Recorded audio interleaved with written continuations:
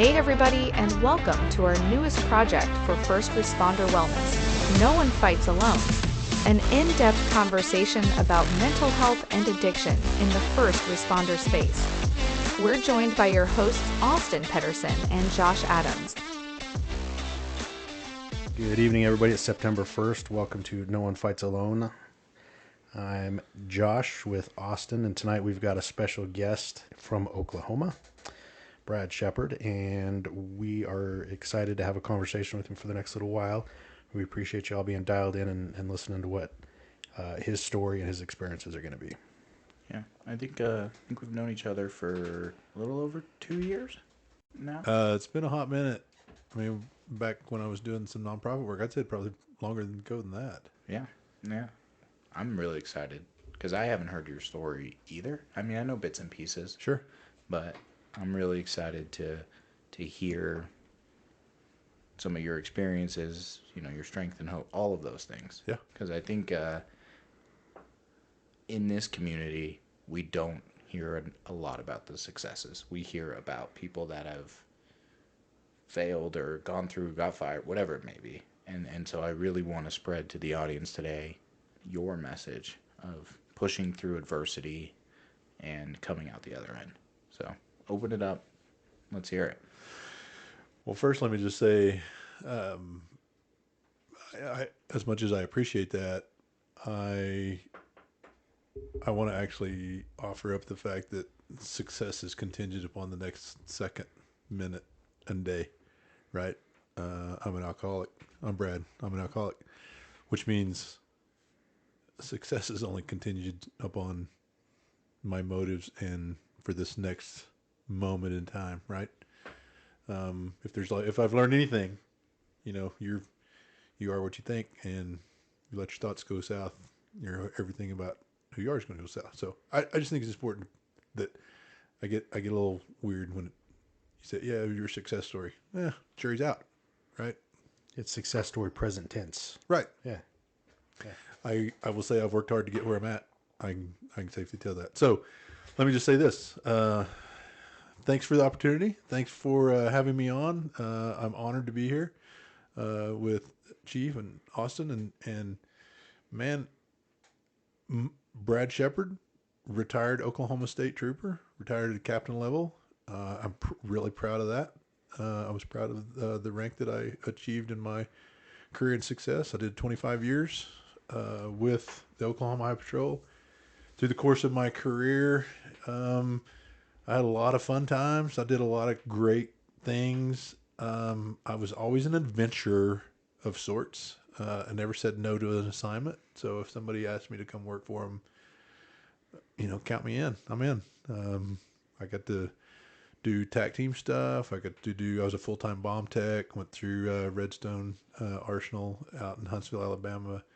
They trained me up to blow stuff up. That was a lot of fun. Did a tour of duty through Homeland Security, drug interdiction, which I wasn't very good at, but I was a lieutenant there. So, but I got to do a lot of cool things and served my community, served my state well for 25 years. Part of my journey with the Oklahoma Highway Patrol was the loss of some partners and some of the trauma that comes with that. To kind of keep that abbreviated, part of that trauma piece was what started part of my drinking. But I really did some intervention with it, EMDR, and did some therapy, and really thought I was actually getting healthy and was giving back. I got trained in CISM, so I became part of this peer support community.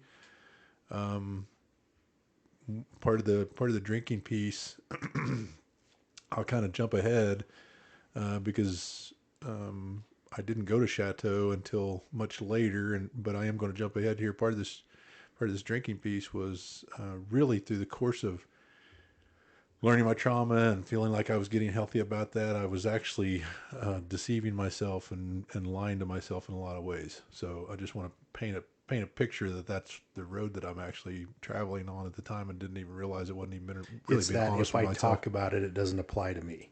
Like I can Right. teach Right. you about it and I can understand you about it, but let's not talk about me here. I'm not going to talk about me. Yeah. And on some levels, maybe I was lying to myself enough that I actually was convincing myself of my own lies. Like, no, I'm good. I'm healthy. But I'm not. And the people who are close to me, my wife, my kids, they know I'm not. But through the tail end of my career, I'd actually was getting promoted in leadership positions. I was part of the peer support community. I loved that community. I actually loved helping other people. When I retired, I'd actually worked on starting building a nonprofit that actually worked in the peer support community. And when I retired, I actually left to run that nonprofit full time. It was a national nonprofit that worked in the peer support community. We did a lot of great work. My my career was I was having a ball. My wife, when I retired in 2018, I retired in January 2018. In the spring of 2018, right after I retired, my wife started getting sick, and it was not a life or death sickness, but it was a life altering, quality of life altering illness, and as such, through the course of the next few months to a year, recognized that she was going to have to take a leave of absence, which ended up being permanent leave of absence from her work, where she could no longer work. So the quality of life that she was living, up to and including the home we actually lived in, was detrimental to her health. So we ended up leaving our home. So let me pause for a minute and just do a mental health moment. Loss is one of the most significant, impactful, emotional deterrents to your quality of life. I kind of knew this already, but I didn't realize some of the impact that those losses were going to make on my life. So tag back into my story.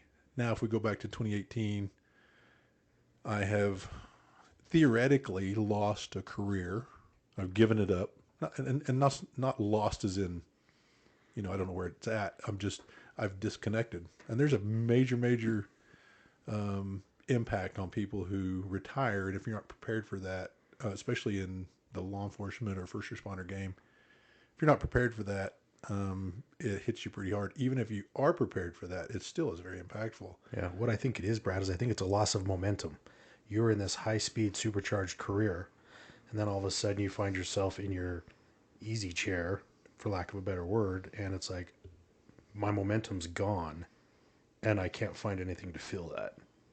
So agree, including the connection to the people you're around. Right, that's a brotherhood, sisterhood, as it were, of people that now you're. And I was still working in the community. It was just different. Yeah. So I've lost on certain levels. I've lost now an income. I've lost a job. My wife's losing her health. We ended up having to sell our home, but we've been in that home for 19 years. It was a home that I loved. So, but that was a loss. Check that. I mean, I know this now. At the time, I think, why are you getting sappy about this house, right? You made money on this house. The house market was taken off.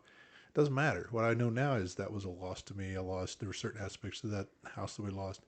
So I'm chalking up these losses. And in the meantime, while this is happening, I'm serving well in this peer support community and giving back to this law enforcement culture and racking these losses up, and this emotional pain just continues to scoop on, heaping coals onto my life. And my natural outlet is just to drink a little bit more, right? I'll just continue to drink, continue to, I've got to keep that stiff upper lip, keep working hard, keep nose to the grindstone.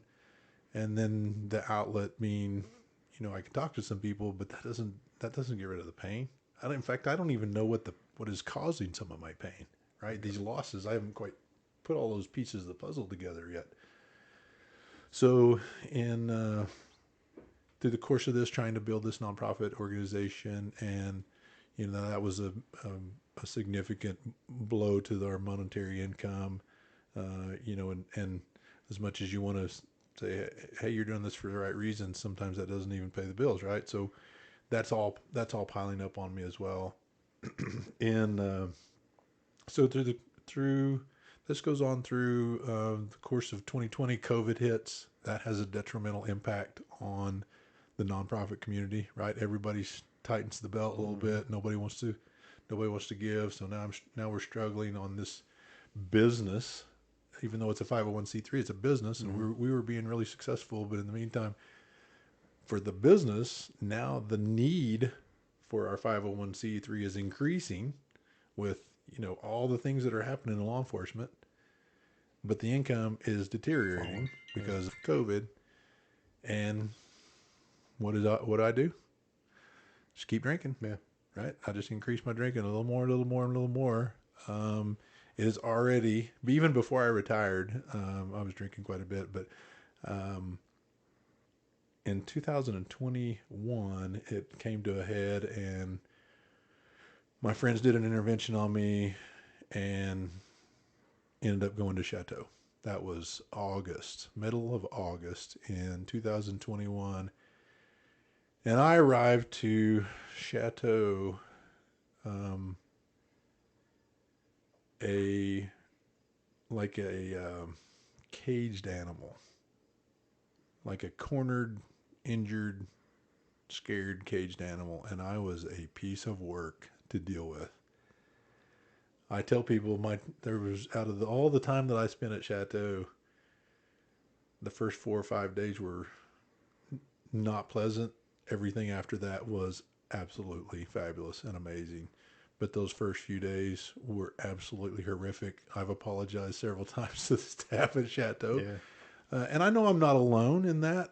People who go You got to bounce off the floor. Yeah. You haven't necessarily fallen all the way to the floor. And Yeah. it's fear. It's loss of control. It's, excuse me. It's fear. It's loss of control. It's this illusion of, I'm captured. Now what? Well, it is. You're using your analogy of, you're this cornered animal. Well, your reaction at Chateau those first couple of days, that's the reaction of the animal. And now that he's cornered, and we throw the net on him, Yeah. and now he's got to fight with that net on him until he finally just gives up. And it's like, I'm caught. Absolutely. Yeah. One of the things that I was out at Chateau. I'll talk a little bit here in just a minute, but the team invited me. Austin, his team invited me out to speak and hang out as an alumni with some of the folks at Chateau, and had an amazing day. And maybe if we have an opportunity, I'll talk about that a little bit later. But one of the things that we were talking about today was, this caged animal bit, and throwing a fit and saying, F you, I'm not staying. But then the cold hard reality is, where am I going to go? I literally have backed myself into a corner, and people at home are like, you ain't coming home. Now where? Now what are you going to do? Now where are you going to go? And I had no option but to actually lean into it. So for those first few days, that was part of my leaning into, okay, I'm going to stay, but I'm not going to like it. And I'll make you all pay, and I'm going to make you all suffer. I'm going to get my money's worth out And of this. I'm going to get my money's worth out of it. I mean, I knew driving you up. Oh, That man. was going to be the case. Say it again. I knew driving you up, that was going to be the case. Yeah. Because you talked to me for all of about 2 minutes, and I remember you on the phone, and I'm just kind of quietly listening, like, this is going to be fun. He has no idea what's coming. Yeah. I remember that ride. Yeah. I remember even then trying to coordinate and control things in my life on the ride up, and I had no idea what was coming. So, and part of my journey now is about surrender and the impact of that word. I had no idea what that word meant. I still to this day am still, even though I have a better living definition of what that word is today, I'm still learning what that word is. But that word, I had no comprehension. Well, you were a warrior. Warriors don't surrender. I mean, Never. That's the Never. antithesis of everything you were for 25 years. Yeah. So, coming into the Chateau the first few days, I was hell bent on figuring out a way to control everything about my existence there, and also figure out a way how to leave. Like, okay, Joke's on you all. I'm going to stay a few days. We'll get squared up, good to go, and I'm out of here. And that that only lasted long enough for me to run into to Stacy and his one of his exercises, which the Knight in Rusty Armor, which ran me full force into my own self-worth and almost a self-awareness of, man, you're really kind of effed up. And what was happening really was this, hey, check me out of life just for a minute, right? Like, and I've told people several times, going to Chateau, and I may be oversimplifying it, I may be cop dumbing this thing down, right? But going to Chateau was like just for a moment in time in your life hitting the hard reset button. Like, you have the opportunity at Chateau to, like, mulligan, do over. I mean, it's going to hurt. It's going to be painful, but you got a hard do over here. And the wake of, whatever you did to terrorize your life prior to that, you still got to clean all that up, right? But you're going to live with it anyway. You were just, I was just masking a lot of that, right? So I was starting to lean into the fact that, hey, I might have an opportunity to hit a hard reset. Maybe I am kind of effed up. Maybe there's something, maybe I could take the opportunity because now I was actually figuring out, you know what, I don't have anywhere to go. I'm not going anywhere. My wife doesn't want me back. My kids are stay put, Dad, get healthy. I mean, my kids were older. My kids were 25 and 27. They were, 23 and 25 at the time. And everybody, including the people that I worked with, were like, you're not leaving. This is important. It's time for you to start looking in the mirror. Well, so my time at Chateau, sorry, go ahead. How many people had you put into a treatment center? Oh, man. Yeah. Dozens and dozens of people I've helped go into treatment centers. And I knew all about how to get people into and why they should. I just was never honest with myself about, Ben and I today were kind of laughing a little bit about that, that piece of, I was really good at helping other people get in there. I was terrible at looking in the mirror and being honest with myself about what that really was like in my own life. Well, and it's not just that man in the mirror reflection piece. It's, in the sphere you were in, particularly once you've transitioned into this, the nonprofit world where you're helping people. I mean, tell us about how much did the pressure to hide the real you increase, where, if you're on the road or you're meeting with people that need the same thing you need, and the realization that, hey, I'm going to spend my whole day exhorting and counseling and influencing, but then I'm going to go back to my hotel or my home or whatever, and I'm going to medicate myself, and I've got to hide that, because the moment anybody knows that I'm as effed up as they am, this gig is up. Yeah. So you bring such a great, insightful perspective that most people don't ask me about, which is this balance, this crazy balance of trying to keep my drinking in check the way I want to drink, the way I feel like I need to drink, and keep it hidden and keep it subdued. There was a very close personal friend made a comment to me immediately after I got back, that said, "You sure did hide it well." I worked with this person. Yeah. You sure did hide it well. I know I did. I worked really hard at hiding it well. Professional. Yeah. Yeah. I was the best. Very few times did it ever leak out, and when it did, I remember people looking at me like, am I seeing what I'm seeing? A couple people called me out on it. Are you drinking too much? But very few people ever really leaned in and said, man, you got a problem. You need help. You need to go get checked, right?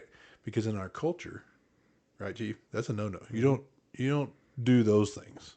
You don't push the button. You don't push the button. Yeah. Because I got my own shit I'm worried about. I got my own stuff. If I push the button on you, you might push the button on me. That's generally the way it goes. In the meantime, your perspective of this, I was really good about, I was a good trooper, right? Don't drink on duty. Yeah. Don't drink and drive. But boy, when it was off duty, don't call me. I didn't answer the phone. I travel a lot, which means, you know, all these cities that I was regulars at, Denver, Sacramento, Washington, D.C., Chicago. I go to the same hotel. I knew I knew exactly what time even a lot of those liquor stores would close in that immediate area of, I mean, it was just, you know, classic alcoholic stuff. I got my favorite restaurant. I got my favorite liquor store. All of it, right? And I was even proud of the fact that I would go to dinner and not, like you and I might meet up in Chicago. We'll go to dinner, right? I don't drink. I don't drink with you. I go back to the hotel and drink because I don't want you thinking I'm drinking too much. That was just the lie that I continued to tell myself. Well, it's just that imperative that I hide this from the world. Right. Everything's on the line. I had no idea how exhausting that was, and I'm glad that you brought it up. At the time, until I later realized and actually kind of had that, I mean, just kind of that moment. You're like, that was exhausting. It was an exhausting way to live. Just wear you out to balance all those plates, keep everything hidden.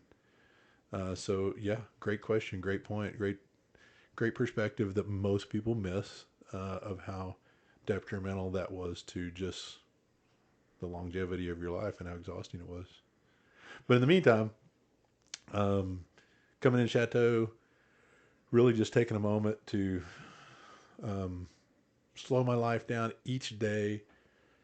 Just got a little bit easier, but man, I was a fighter. I was fighting, kicking, and gouging, and God bless him. Ben Pearson's amazing for just hanging with me when he should have sent me home. Like, get out, dude. You're exhausting, and love that guy for hanging on.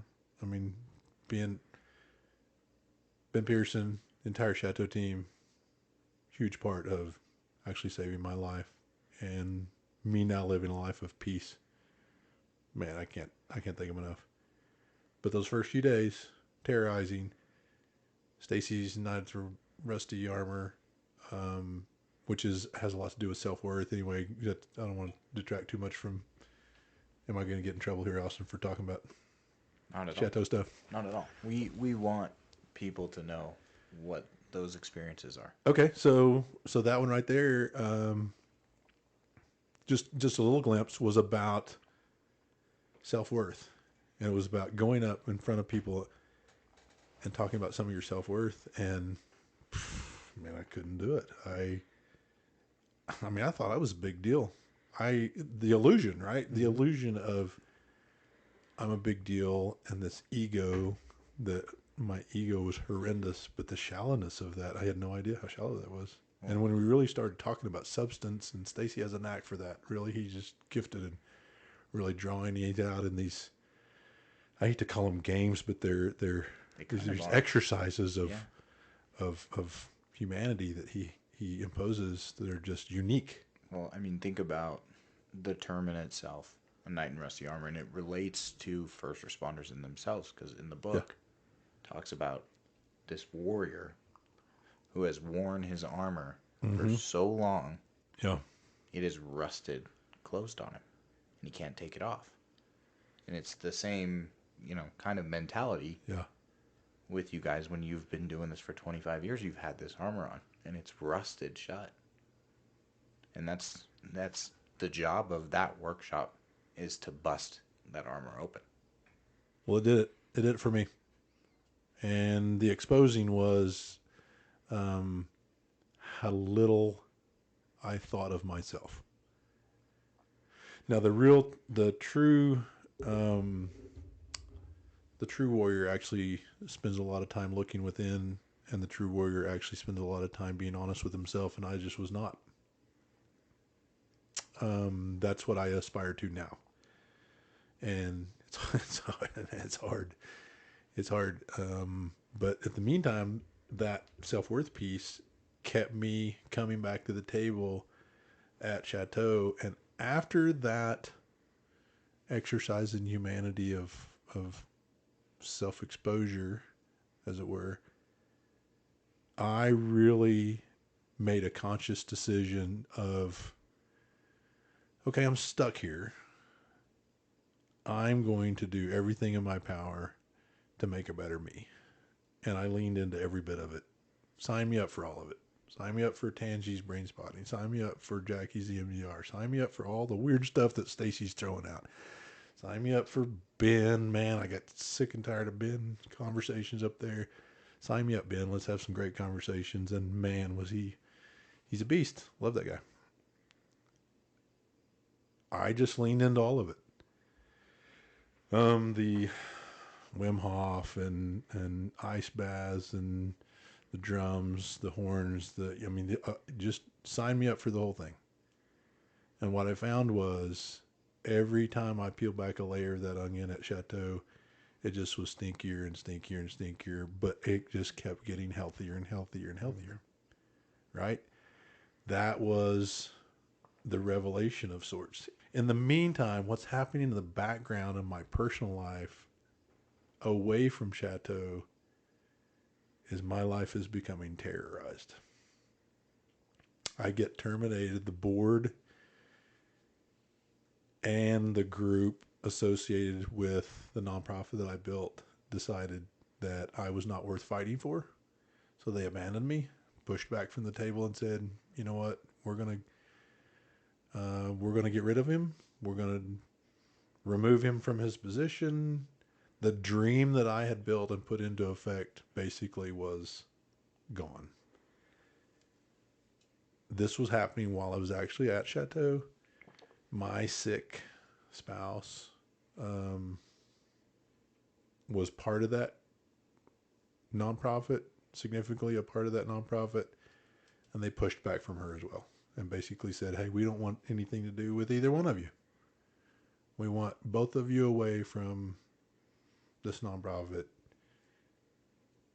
What it felt like to me was, we're ashamed of you. Bingo. We're embarrassed by you. And not just, that message was not just sent to me. It was sent to my wife, my children, my entire family. If there was anything that my boys got sideways over, because they're pretty protective of O'Dad, right? Was that right there. And the hurt and pain they felt over that was tremendous, which was impactful to my wife, was impactful to me. So in the meantime, I'm balancing this. Hey, there's some cool things that I'm starting to look within and starting to be honest with the guy in the mirror. But these also things happening at home that,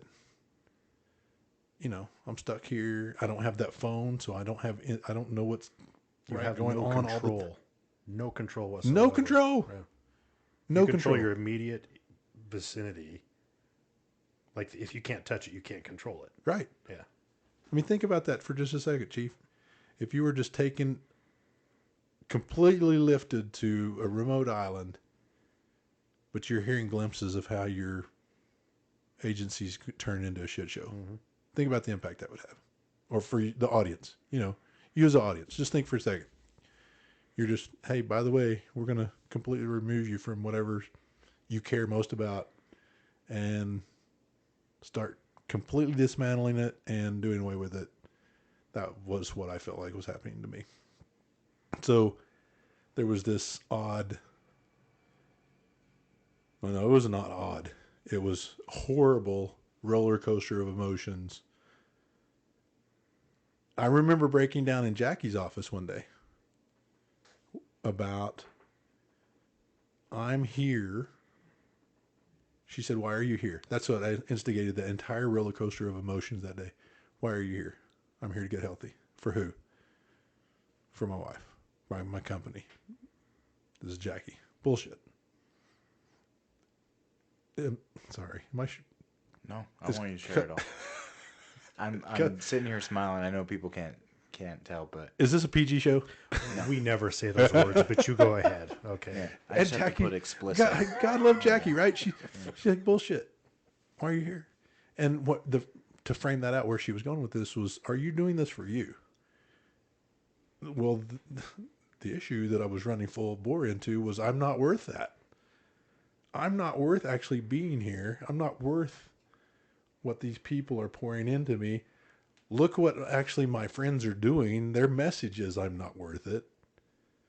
But my family's saying I'm worth it. So all these things, these crazy mix of Your effed up valuation, emotion. your internal stock market, so to speak, is just going up and down, all up and down. over the You know, map. if I'm looking at this stock, I'm worth this. But if I'm looking All here, over I'm the map. taken, and it's just like I don't know what to do with myself.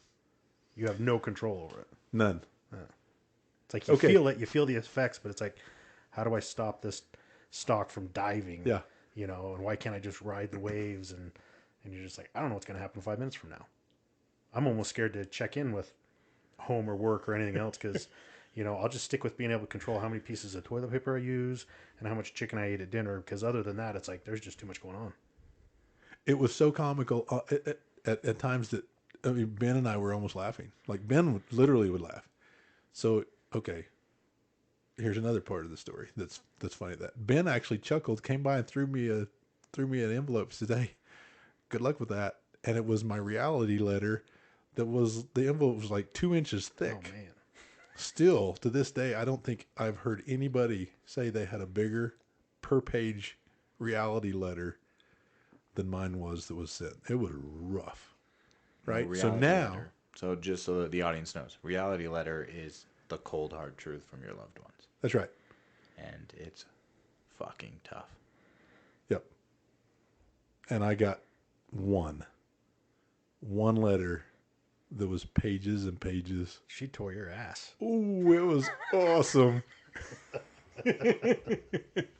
I can joke about it now, but it was rough reading it then. I'm telling you. And you know what though, Chief, it was nothing but truth. Yeah. It was nothing but truth. I mean, you can't point the finger at Bless anybody. her for being honest. You can't blame anybody but me, right? I'm looking in the mirror going, well, that's true. That's true. That's true. That's true. You're like, oh my gosh. So now, right? It's all things point to the guy in the mirror. Over and over and over and over and over and over and over and over, right? So I just continue to be blessed with these staff members who come up and, you know, the series of people that help me through the reality letter and all these different things that and at times I could almost sense their, like, I don't want to use pity, but their concern, their emotional connection of, okay, yeah, you definitely got it worse than most. Mm-hmm. You know, there was that, all right, you This is good, but it's not funny. Yeah. you're definitely getting hammered here, right? So I do 30 days. And actually, I think it was 32 days. Mm-hmm. And actually, it was really encouraged to stay. And truth be told, I even told him today when I went out as the little conversation piece I told him today, I said, if I knew then what I know now, I would have stayed. I hear that That's fair. 99% All the time, don't you? 99%. I would guess that. But there were so many unknowns. There was so much coming at me. There was so much all the time, and money, right? I'm still trying to earn a living for not just me, but my family. I mean, I'm costing money while I'm there. Mm-hmm. I mean, all these things were, you know, I want to get healthy, but I want to be out there. I want to stay here and do what the right thing is. But also, I mean, I've got an obligation to earn a living from. I mean, all these things were just flooding at me. I'm like, okay. And Ben even said, man, just give me 7 more days. Like, I'm out. 32 days max. I'm out. We're going home. And right. And I know, but just from personal experience, having walked that path, I would say, man, if I had it to do over again, I'd because there was some, they asked me the question today about some phase work that was internal in there. I'm like, some of that phase work I didn't even finish because my it was just so messed up. A lot of my stuff was so messed up. So I leave out of Chateau. I come back to no work. My wife's just completely distraught over, she's been abandoned by this group of people we thought were our friends. And truth be told, I think maybe somewhere in there they thought they were doing the right thing, but they had no idea the impact they had on me, my wife, my world, my life. They just terrorized us, completely terrorized us. So when I come back, I leave September. I think I'm back September 21, and that end of September, entering into October and November were some of the darkest months I've ever had in my life. Now, it's important to note, though, leaving out of there, my goal was very much recovery. I was bound and determined to live a life of recovery. I was bound and determined to finish what I started at Chateau. I'm a you don't quit anything kind of guy. So I had caught a glimpse of some things at Chateau that were absolutely amazing about getting healthy, and I wanted to keep that going. So I didn't know anything about. I actually entered into AA community, Alcoholics Anonymous community, and the Celebrate Recovery community at the same time, not really knowing what either one of them were. Because one of the things actually about Chateau was that they teach you, they give you a show of all things and don't really encourage any one specific thing because they want to leave it open, right? Is that fair, Austin? Yeah. Because they want to leave it open to where, hey, we don't want to necessarily drill it down because we don't know what's best for you. We want to make that opportunity for you. Is that fair? Yeah. That's what I felt. That's exactly what it is. So I didn't actually have any real insight or input or guidance when it came to what's the recovery. Matter of fact, I think you and I actually had a conversation. I think Thayer and I had a conversation about it. That Saturday. It was. We sat for 2.5 hours. Yeah. And it was, what does AA look like? Is it, because you hear so many terrible things about AA, and it has such a negative connotation. Well, here, if there's anything about this, Chief, that you're going to hear out of this, that I would love to say to this audience in this podcast is AA community is one of the most amazing, loving, accepting communities I've ever been a part of. And I've been a part of some cool teams, cool groups. And the AA recovery community, amazing. Those are people who have paid their dues to be there. Holy cow. There's no kissing somebody's ass or taking the fast pass or anything like that. It's like these are people that paid a significant price to be there. Was it Sun Tzu that said the enemy of my enemy is my friend? Yeah. Is that a Sun Tzu? So I gotta say one thing. Say that again. Those listening, did anyone give a shit that you were a cop? None. Matter of fact, my my AA home group, I love telling this story. So I'm kind of fast forwarding here, but my AA group, home group, they're in Edmond, Oklahoma. When I first got there, they were coming out of COVID, so they didn't have any new people. I was the first new guy that they'd had in a while, and they were like white on rice, man. Ooh, new guy. And there was 7 core dudes in there. One of them 49 years sober, one of them 23 years sober, one of them 17, the other one 14, 7 and 5 years sober. These dudes have been sober for a hot minute, and they were ready to impart some sobriety on to a new guy, and they wore me out. I walked in there. I'm like, cop. I'm a cop. Hey, it doesn't matter. We love you. Come on. Yeah, and that's the big thing that I want you to impart on people who are listening who are afraid to go to AA, because I hear that all the time. I cannot go because I'm a cop. Yeah. I cannot go because I've taken those people to jail or whatever it is, and that may be the case sometimes, but I want people to hear your experience from it and how loving and welcoming they were. I absolutely will tell you, my home group is 100% hands down nothing but love. Now, that doesn't mean they're coming in there all huggy and hey, you're going to get your way. No, there is a way to do AA and there's a way not to do AA, and they're going to show you that. They're going to say, this is it. Now, I do think it's important to note that I have been to some AA meetings that are, you can find some that are, but look, it's not hard. Pick up the phone, call Brad Shepard, say, hey, find me a meeting that would be good for a cop. Okay, done. I'll do it. Call me. Find me a meeting in Atlanta. Okay. Find me a meeting in Nevada. Okay. Done. We can. So so part of I know I'm jumping ahead, but part of this, what I'm doing back in the traveling game, back in the nonprofit game again, and I'm traveling. So step 12 is practice these principles in all my affairs. Part of that practicing my principles is attending meetings in these cities that I'm going to. And I've missed one city, but everywhere else I've called ahead and said, hey, where's the good meeting? Where's the big book meeting?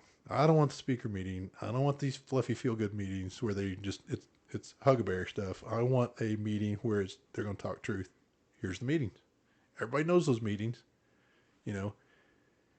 So to your point, I absolutely think, look, if there's a stigma, if anybody out there is hearing a stigma that, hey, I can't go to a meeting because I'm a cop, I'm here to tell you they do not care. The true AA community does not care.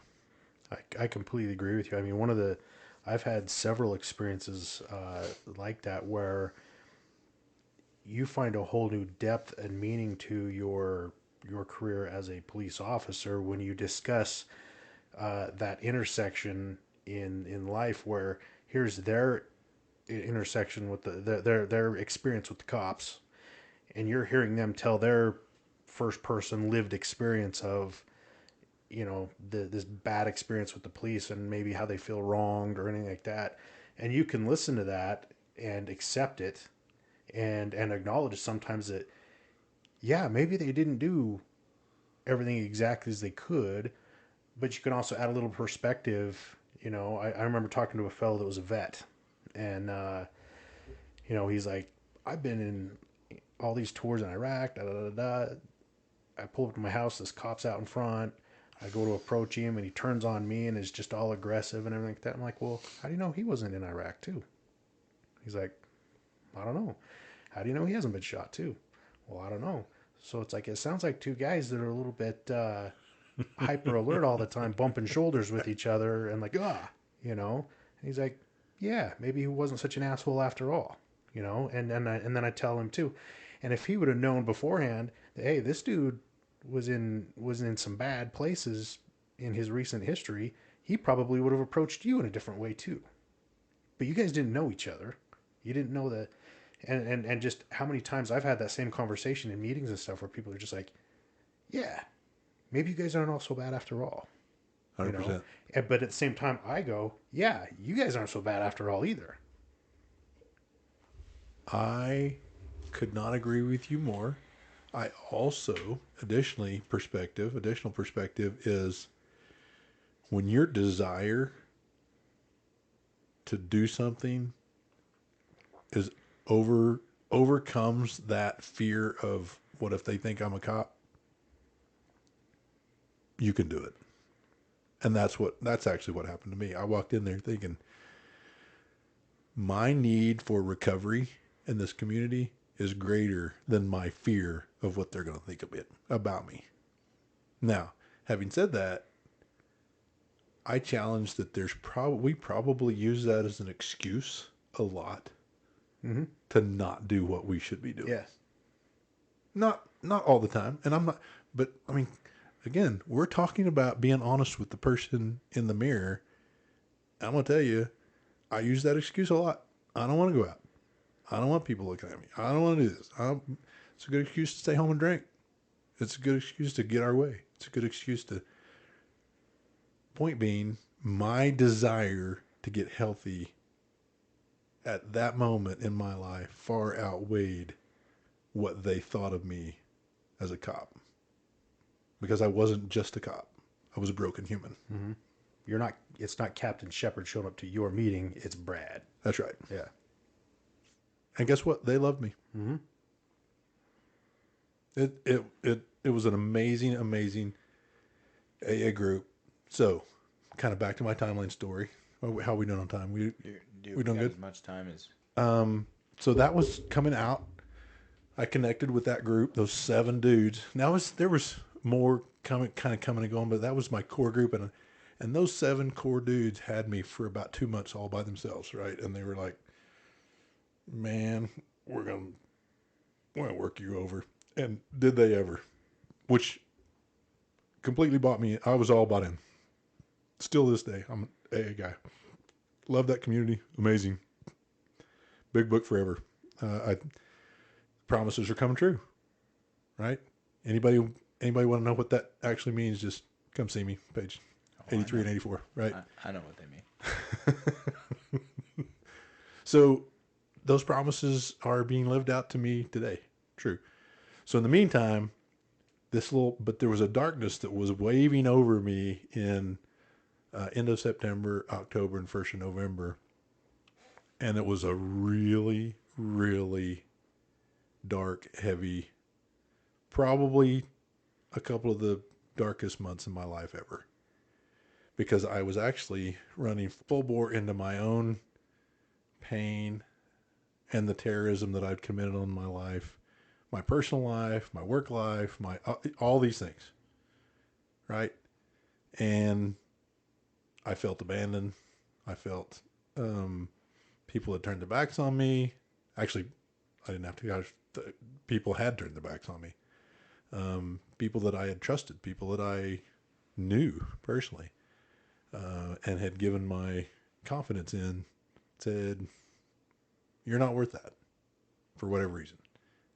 Now, in the meantime, this was actually working in my favor of getting healthy. I didn't know this at the time, but it's actually working in my favor because I had this humongous ego thing. Well, this is just terrorizing my ego. So now I'm actually baselining out and rebuilding myself as a human being. And then it started working the steps. I got a sponsor. It's an amazing human being. I actually kind of played a trick on myself. I said, hadn't raised his hand that he was going to be a sponsor in the meet. He's one of the 7, right? Mm-hmm. Like, that dude never raises his hand to be a sponsor. God, if he raises his hand, I'll pick him as a sponsor. Otherwise, it's not meant for me to have a sponsor. Sucker raises his hand that very night. I'm like, oh, you gotta be kidding me. So I meet up the guy. He's like, yep, let's go visit. He's my sponsor still today. Just talked to him about an hour before we had dinner tonight. How was the talk out at Chateau? It was amazing. He just said, "You burn me to the ground." I'm like, "Yeah, I did. Cussed you like a sailor." The guy, in large part, helped save my life because he just spoke truth. But he spoke truth subtly and softly to me in such significant ways, but has helped me on the steps, the 12-step program of 3 through 9 being action steps. And I'm telling you, those steps, the big book, or that whole thing, just amazing, amazing, amazing, right? So I'll fast forward here. Working those steps without going into great detail. Most people understand what the 12-step program is, but the stigma behind it is, oh my gosh, those are hard. Step 4, you got to write down all your bad things you ever did. That's not that big a deal. Step 5, telling somebody else all the things, not that big a deal. I told my sponsor and I've told 2 people everything about my life, my sponsor and my therapist. All right, and you know how freeing that actually is? It's unbelievable freeing. So that list then transforms into a list of people you're going to make amends, right? That's the ultimate. Everybody knows about the steps. Oh my gosh, you got to go make apologies. Well, I looked at it a little bit different. By the time you actually get to step 9, Chief, it's really not a have to thing. It's like, holy cow, this thing is transforming my life. Let's do this. I cannot wait to get to this. I can't wait to get this thing done. I can feel it. I feel my life changing. Somewhere in here, God actually imparted on me, which we don't have time to really get into the whole spirituality. I mean, we probably shouldn't we, Austin? About getting into the spiritual nature of AA and how the enormous depths of that's a spiritual program. I think we get you on a second episode for just that topic. I would love to talk about that can because spend we an don't hour. have time to talk about how great that is. We can spend an hour on spiritual So I'm carrying around all this hurt and pain and bitterness and resentment to these people who had walked away from me and who had abandoned me and who I felt like was causing me a tremendous amount of pain. But I was working the steps. I was doing everything my sponsor, do this, do that. I was doing it. And, fighting this surrender piece. We were working, the big piece on me was control, right? So he and I were working on this. How do you surrender? I don't know what that looks like as a human being. I don't even understand the concept of what, and I'm physically practicing surrender, like trying to learn how to write cursive. Okay. I'm physically practicing it, but I don't even know what that means. But little by little over time, it just starts to take. It's little by little, I'm like, okay, I kind of get it. And it just keeps getting bigger and better and easier and more understanding with it to a point of, and I laugh about this surrender piece. One of the things that I tell people often is that I was really frustrated one day and I called my sponsor. Amazing, amazing guy. I was really frustrated one day about this surrender piece and I was having a terrible day.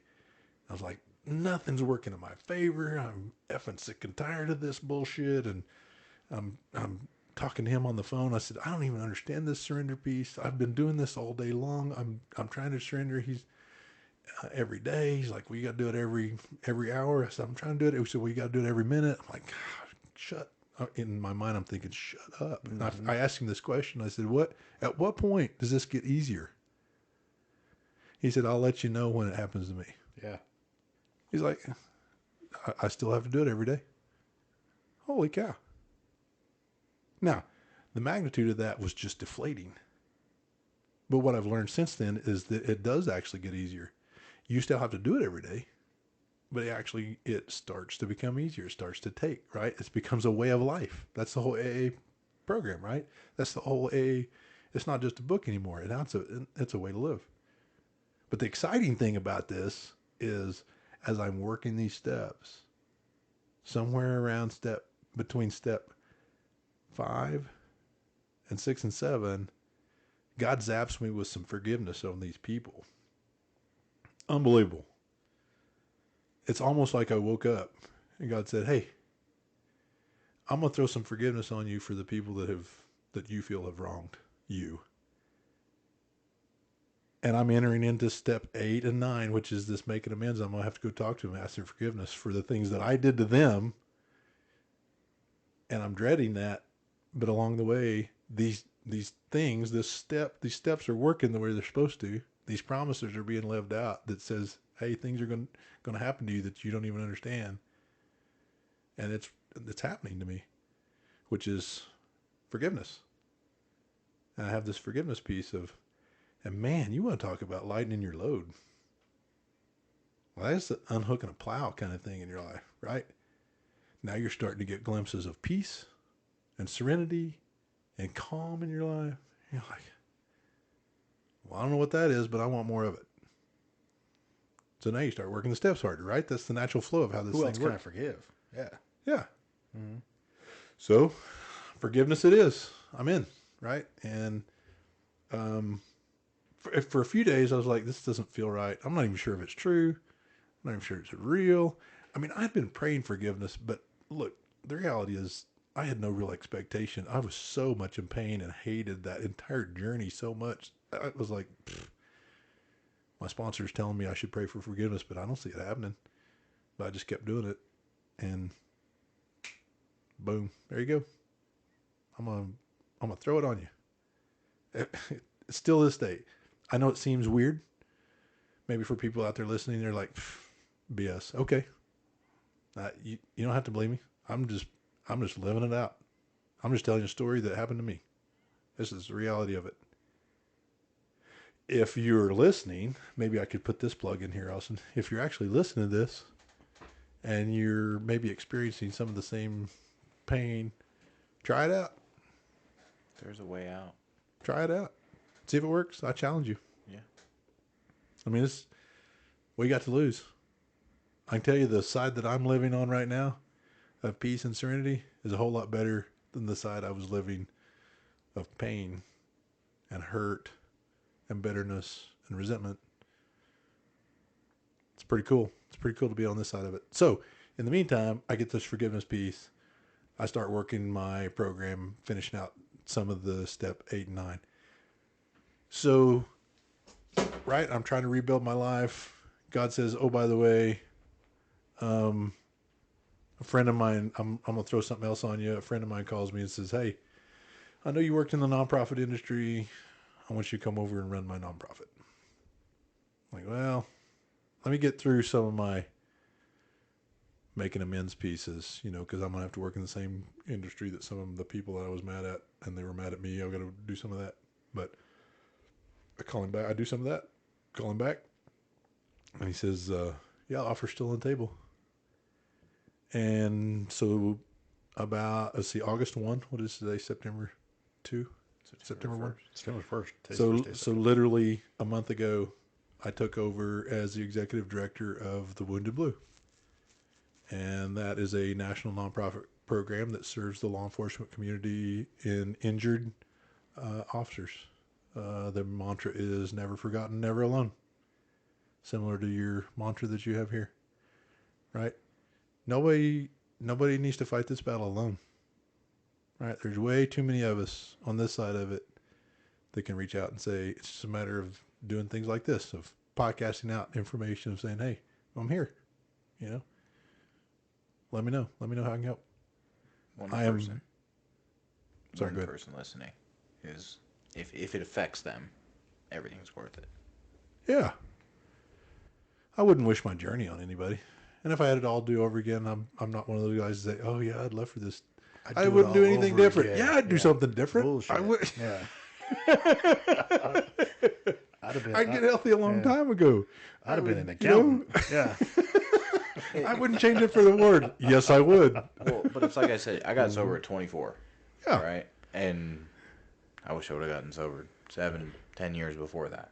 So it doesn't matter what age. It's always that, like, I should have done it Yeah. 5 years ago. Should have done it. Yeah. Should have, could have, would have. Should have done it a long time ago. Yeah. Yesterday was not your last day on Earth. That's right.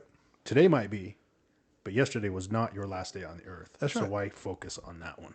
That's right. What is it they talk about? If you're living in anxiety, you're living in the future, and if you're living in regret, you're living in the past, and if you're living in peace, you're living in the moment. I literally have never been this peaceful. Just in all things, hey, whatever. It's all going to be okay. Right? Nothing's that big a deal. Now, having said that, I know the impact of and the heaviness and the weight of what certain things carry. Our culture of law enforcement. I mean, our culture, our industry is live and die. I still work around officers who have lost partners or loved ones, or family members who have lost their loved ones to line of duty death or injured. And they're forever, their lives are changed forever, never to return to a uniform, right? That's painful. We can worry about what happened in the past, or we can be anxious about what's going on in the future. But at that moment, I mean, it's this living right now of, okay, extend love, peace, serenity, calmness to this very moment. I know that's some kumbaya shit, but man, what a way to live a life. What's wrong with Kumbaya? It's actually a pretty good place. Cool sometimes. Yeah. You want a hug, Chief? Can you hug? Well, I don't want to mess up the microphone. Hey, don't make it weird, right? Well, Brad, you are one of the people that I respect most through this process. Because no one told you how to do it, but you found a path that worked for you, and stepped into a position to give back to others. And that's we as alcoholics, that's what we try and do. But there's also more. You're impacting people's lives and doing a great job. And so I thank you for coming on. I know it's late. We took your whole day up. No, it's been great. I lost my wallet in the rental car. This has been a long day. It's an emotional day. I mean, Chief and I were talking about this a little bit before we started the podcast, that actually this is my first time to return to Chateau since I left a year ago. Now I've talked to and I've kept up with, you obviously, and Ben and Tangi and Rana with the Sunday night alums, and then the first responder Wednesday night. I've kept up. But this is actually first time actually returning to Chateau. There's some ghosts there for you. Rough. Yeah. It was rough. Oh, I only cried The emotion was all over the map. Yeah. Right. We were talking about coming in on River Road, and I was like, man, I remember jogging right there and releasing demons, jogging, right, and being mad. So, it was right. I remember being right there, I was crying. I was so mad. I was in the middle of a run, right, and this wave of joy and hurt and pain and elation of aha moments, and so the emotional it was a roller coaster of emotion today, just coming back. But man, the joy of seeing that staff, that staff is amazing. Nothing but love coming in, right? Wild. It was wild. Every single person. Yeah. Yeah, it was As soon as amazing. they saw your face. It was amazing. Yeah. Yeah. I cried twice. Yeah. I'm gonna be honest. The first time was driving in. I wasn't kidding you. I was looking in the rearview mirror, and I was watching you, and I could see your facial expressions. Little tear, Yeah. It's cool. Yeah. So what is this supposed to be about? It was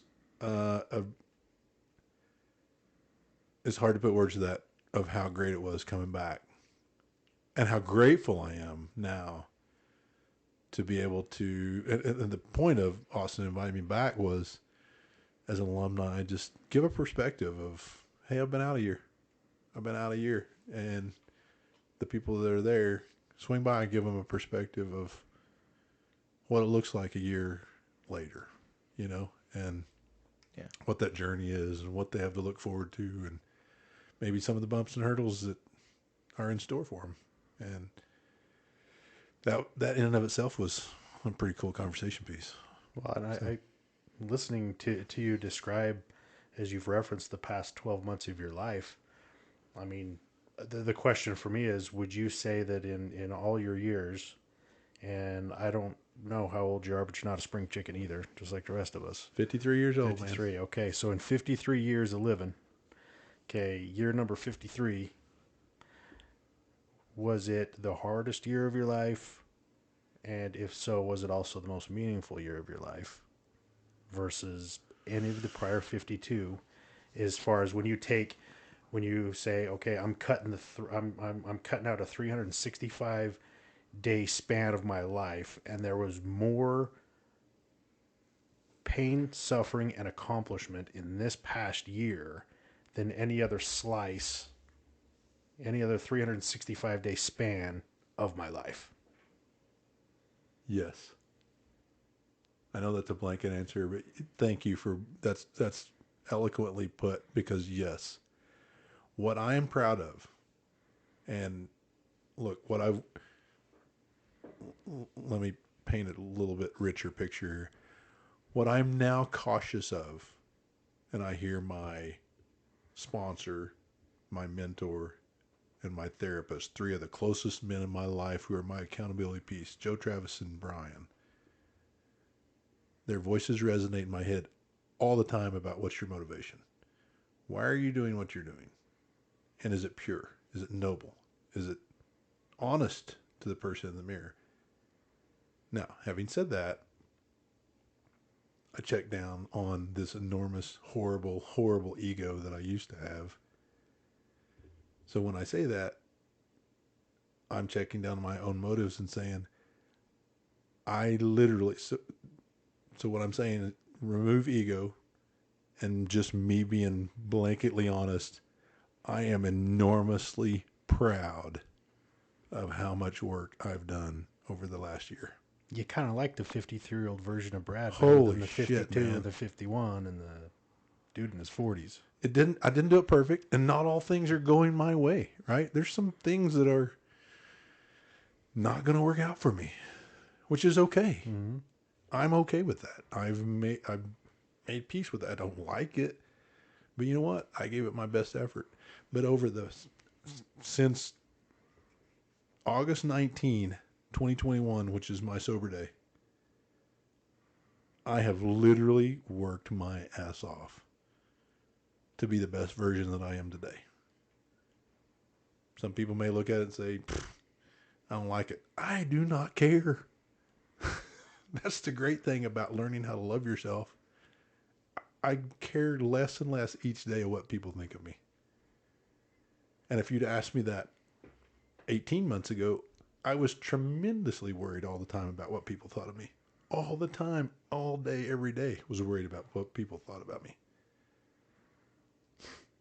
Does that make sense? Yeah. Does that compliment what your No, point was? I've identified that a little bit in my life too, where it's like, man, one of the things that I, and it might not be the noblest trait or anything, but it's like this ability that I now have in my mind, tell people like that to metaphorically go F themselves. Yeah.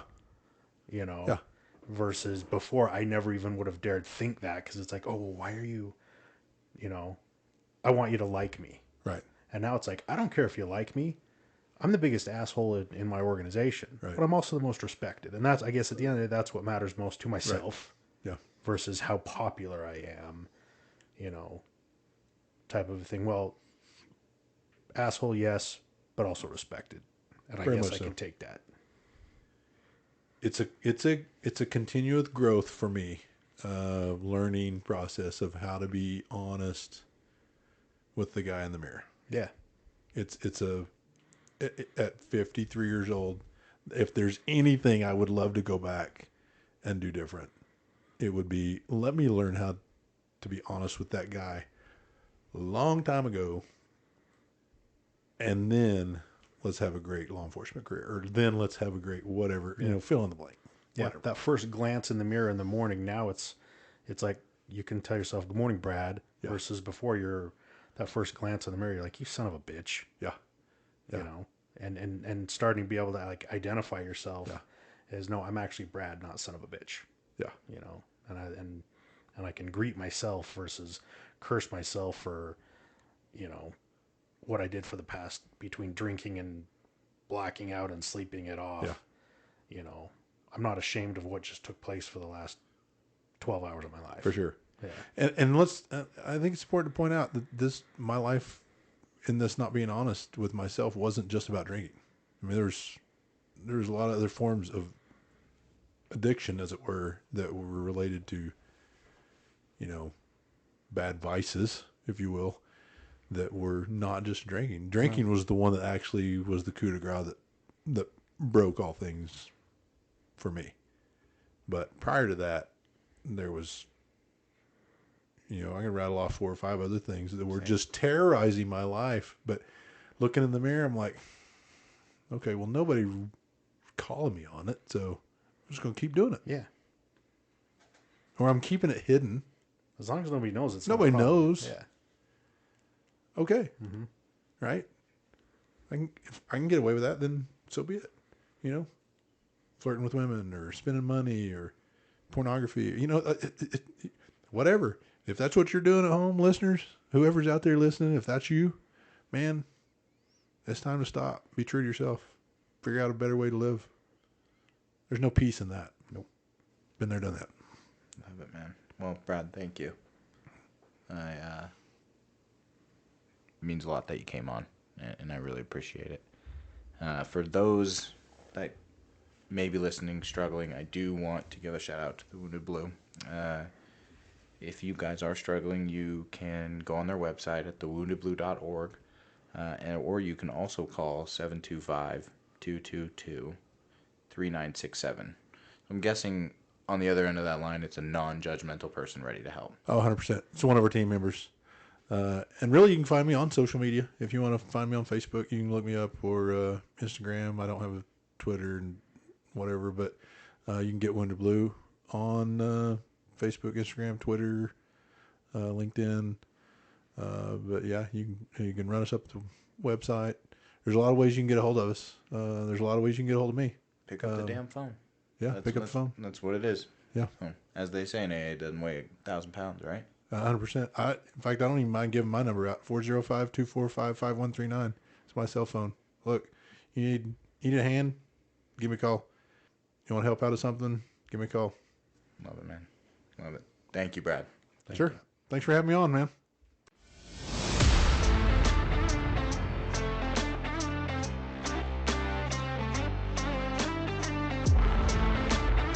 Thank you for listening to this segment of No One Fights Alone. No One Fights Alone is sponsored by Chateau Recovery is a 16-bed treatment facility nestled in the foothills of the Wasatch Mountains in Midway, Utah. Chateau's First Responder Resiliency Program is designed to treat the unique challenges and issues that first responders encounter in the course of their careers. Chateau's comprehensive and highly individualized approach to treatment addresses more than just the presenting issues. It addresses the why. Each of their seasoned, trauma-trained, and culturally competent therapists utilize evidence-based, specialized therapies to treat trauma at its core and enable clients to begin the healing process while developing a resilient and healthy relationship with stress. Chateau Recovery is trusted by departments and agencies from around the country to treat responders and veterans. In fact, it is one of only a handful of facilities nationwide that is vetted and approved to treat members of the Fraternal Order of Police. For more information, or to speak to a representative, go to chateaurecovery.com or call 888-507-5031. No One Fights Alone is also sponsored by First Responder Trauma Counselors. First Responder Trauma Counselors are subject matter experts in proactive behavioral health care for frontline workers through their National Peer Support Academy. This 40-hour all badges, all uniforms, and all scrubs educational experience helps to create caring, honest, and empathetic peer support relationships with your fellow frontline workers. The FRTC National Peer Support Academy is taught by actual first responders who have gone back to school to become culturally competent, licensed behavioral health clinicians that teach from lived experiences, not just theories from books. This fast-paced, immersive educational academy will not just change your life, it will help you save the lives of others. For additional details, visit 991overwatch.org or call 970-222-419-3. This could be the most life-changing academy you'll ever attend.